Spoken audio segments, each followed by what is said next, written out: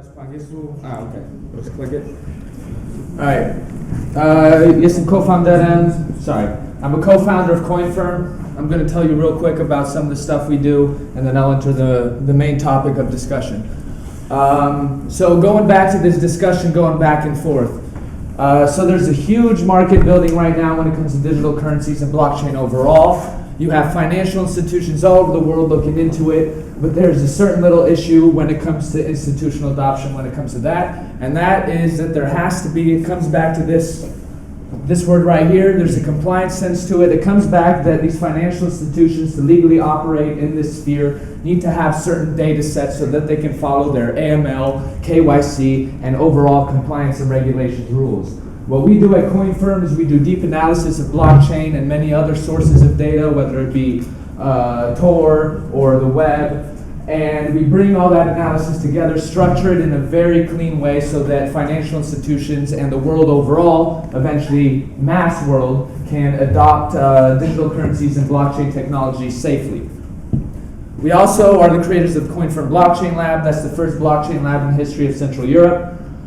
This is a place, an ecosystem, a space to bring in financial institutions, technology companies, partners, startups, and develop solutions around blockchain technology. We already have a certain solution set created and are bringing in partners from financial institutions to tech companies, yada yada. Also, we have Warsaw Block. This is a monthly get-together event where we bring together minds, leaders, passionates when it comes to Bitcoin and blockchain technology. We do this every month. This month is on the 23rd. If you want to come to it, come talk to me afterwards. Okay, this is going to be a little bit different. There's going to be a lot of talk about finance, but I also want to get into how I see blockchain overall in the next couple of years in the near future. First, let's talk about kind of generally how it is in finance right now. You have some stats here. One's important that somebody brought up is that actually banks are looking into this and want to help it. Why? Because they can save $20 billion every single year just by using sort of blockchain technology functions. I'll tell you real quick how I see it. Listen, you got top 53 financial institutions in the world already actively investing in it. Things like R3, that's why we created the blockchain lab so that banks and financial institutions in Central Europe can play around with technology. There's too much momentum, strength, money, capital, everything behind it for these solutions and blockchain overall to not enter strongly into the financial market. Whether that's a digital currency is going to be needed, I hope that's Bitcoin, but also a lot of these private institutions are going into more private block type things, which has its problems. But we'll see how it develops. I hope that Bitcoin comes out as the overall global currency when it comes to that. Whoop. Okay, I'm just going to throw this up there. These are huge lists of all these use cases that you have towards blockchain. You guys can look at it. I kind of want this to be a discussion right away because we don't have a lot of time for questions and things like that. So I'm going to tell you a few things about how I see blockchain in the future. Obviously, I just said in finance, I think it's going to be an automatically huge part of finance. So let's put that aside. I originally come from kind of this collision of digital media and tech and culture. So one thing that's really exciting for me is how blockchain is going to have an effect on media industry as a whole. And this comes back to, don't just think, TV or news. Think about artists, think about creators. One thing you see a lot of is proof of ownership. What has been a big issue when it comes to media and the internet? The internet gave us a lot, but it missed out on one major thing, and this is what I think blockchain gives, is a certain verification and ownership of your identity. So right now, actually, Andreessen Horowitz and a few other huge institutional investors, VCs, just invested in something called Media Chain. So what you're going to have is you're going to have content rights holders, artists, creators, literally registering themselves as an identity in this digital sphere so that later on when their content, what they create gets used all around the net, it traces their ownership back to them. So I'm going to give you guys a little insight. In Poland, a good example is not Temat, what they do, but I'm going to give a bigger one, which is YouTube. Okay, so you have a situation with YouTube where creators put their content onto this platform. YouTube gives you 45% of whatever's generated, supposedly.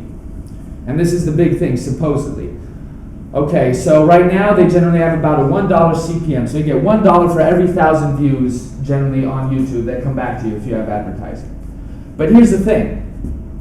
How do you really know what Google's getting through YouTube? How much money are they actually generating for you?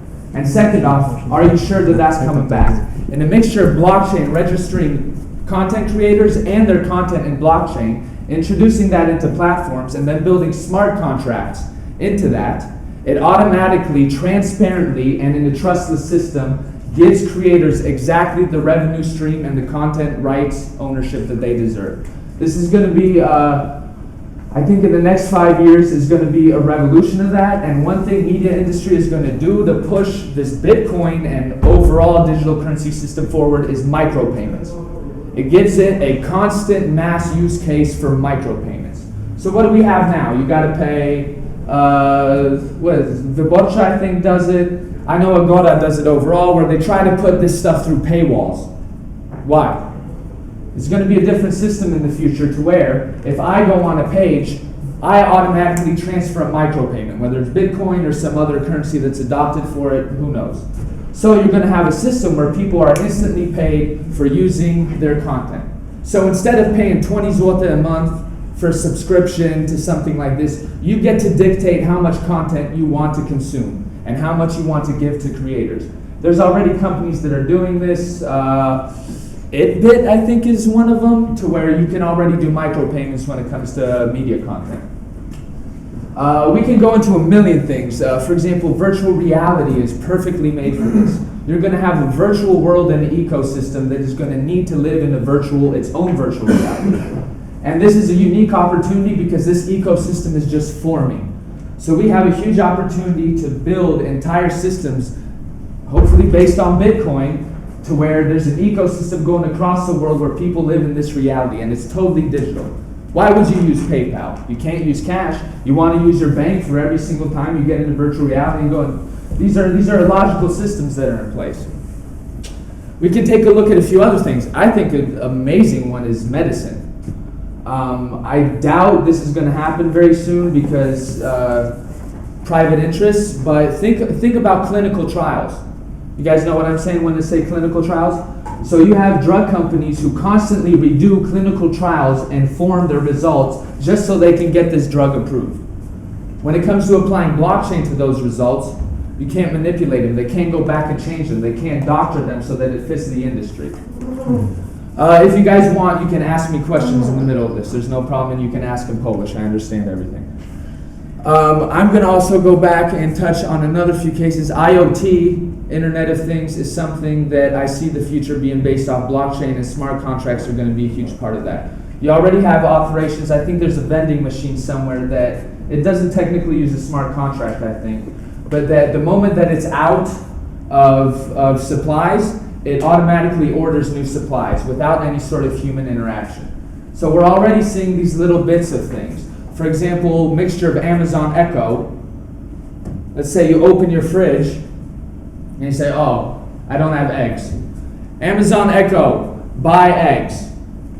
How does that happen? Is it going to take it from my bank account? How's it going to register that transaction? These are all things that blockchain and digital currencies are specifically built for. So when there's this argument going around about how many transactions per second, people need to quit looking at it as, okay, idę do sklepu, I'm going to the store, bułka, pay pass. That's not how the future of this looks. The future of it looks more for an institutional and overall mass scale transactions. When it comes to big transactions across borders, this is not an ecosystem that's built for our normal mundane daily aspects. I want to touch on one big thing, which is why I think Bitcoin was formed in the beginning, why I think this whole thing was formed on the beginning. Why? It's social benefit, okay? So we have a situation, all these costs that are cut, banks are going to be cutting costs. They're going to have to start changing their models when it comes to international transactions. Listen, we live in a system where I send, I've lost so much money doing this. Where I send a transaction internationally, it takes a week to clear and get into the other bank, and along the way, it's not bank to bank. That's not how the system works. It goes bank, clearinghouse, bank, clearinghouse, bank. And all along the way, you have these middlemen. These people who have jobs, maybe there's some of you in this room right now. I'm sorry to tell you, you're not necessary anymore. I'm sorry, that's the honest truth. So we're going to have a situation where all these costs, Nigeria is a great example, $25 billion in remittance every single year. Minimum 10% gets taken out of that by Western unions and the bank process. That's $2.5 billion into an economy that's growing and really needs that $2.5 billion. This is why I think why Bitcoin, other than the decentralization, taking the authority out of a centralized authority, other than that is to pass on all these social benefits to you, to you, to you, to you, to you. I brought up medicine. This is gonna change a lot of aspects of our lives in a few years. It's not gonna be like everybody here, it's the internet. Okay, we can use the change. We can use this system, but it's gonna be in the background. It's gonna affect a lot of different things. So we're gonna see economies, let's say industries, totally change. Come back to the word compliance. 75% of financial institutions, I had that stat earlier, 75% of financial institutions see automated compliance monitoring, lack of it, as the largest cost driver in their current operations. 25% in some cases of their labor cost goes to compliance. If they put a huge amount of their system onto the blockchain, and here's the thing, fiat currencies can still exist. It's about the system, okay? So when it comes to a transfer, it can go, okay, starts fiat currency, exchange, system uses Bitcoin, comes out the other end as a dollar. They can totally eliminate huge amounts of their costs. And guess what? Hopefully, a lot of those costs get transferred and you get savings. And here's the whole social benefit of it. Now you have the whole world, if they have access to some sort of basic technological sense, to participate in the financial world. Let's not forget that 1.5 billion people, a huge percentage of the world's population, still has no access to the formal financial world. In a few years, especially as Facebook and Google keep sending their internet balloons all over the world to give basic internet access, these sort of possibilities are going to happen. So to bring it back into scope, when it comes to blockchain, this is can't say once in a lifetime opportunity. You know, internet happened in my lifetime. I see this as the second layer coming of the internet, everything the internet missed, which is verification, authenticity, this real transparency. This is you can still say a once in a lifetime opportunity to really better the world in a lot of senses. So thank you. I wanted to do something a little different today, not worry so much about finance and go a little bit into the future and the vision of things. So if you have any questions, still go for it. Pytania?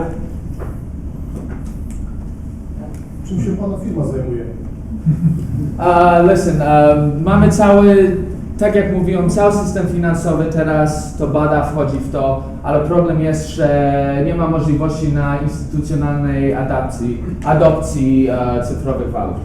Okay? Bo właśnie można, you can't fulfill certain compliance regulations such as AML, all these things. For the financial, the formal institutional financial world to really accept this massively, I'm sorry guys, the black market's always going to exist. It's just like cash. You're not going to get rid of it, but there has to be a white market form where you're identified. You want to be anonymous, you want to hide in the shadows, go for it. I don't want to take that away. I actually love that idea. But for all these huge banks, for the financial world as a whole, and for it to massively adopt, we need to give that data set. So what we do, Kuba's after me, this is our CTO right here. He's going to get all super techie and tell you exactly how all this stuff happens. But we pretty much provide the data sets for institutional adoption of blockchain and digital currencies. And on top of that, long-term thing is kind of, we're going to Googleize blockchain, if you want to put it that way. Okej. Dziękujemy, potem najwyżej. Dziękuję. Dziękuję bardzo. Dziękuję bardzo.